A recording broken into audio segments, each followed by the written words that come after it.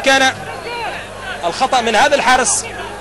والآن التريكي، عماد التريكي تلعب كرة من التريكي رايحة السلام بالراس، ولكن هذا ماذا يشير حكم اللقاء؟ نعم الهدف الأول لمصلحة فريق الأهلي طرابلس، الهدف الأول لصالح فريق الأهلي طرابلس.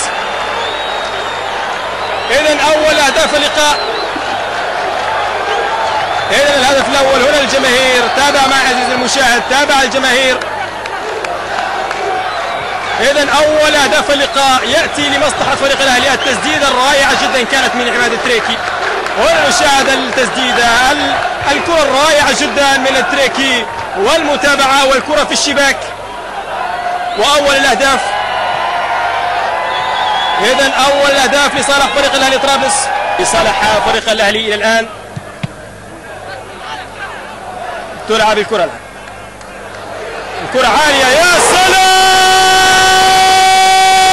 على الهدف، رائع الهدف والله روعة، يا سلام على الهدف.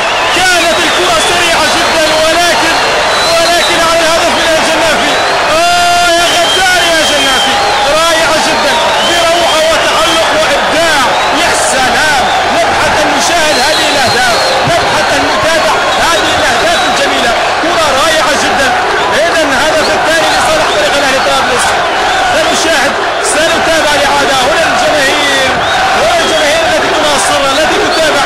أسامة الجنافي يسجل أروع الأهداف إلى الآن في هذا الموسم. هي مباراة ودية ولكن هدف كان رائع، هدف يا سلام على الهدف، رائع جدا لمصلحة فريق الأهلي للعب أسامة الجنافي. شاهد، تابع معي، التريكي يلعب الكرة رائعة جدا، تابع يحضر الآن ويلعب الكرة فور خروج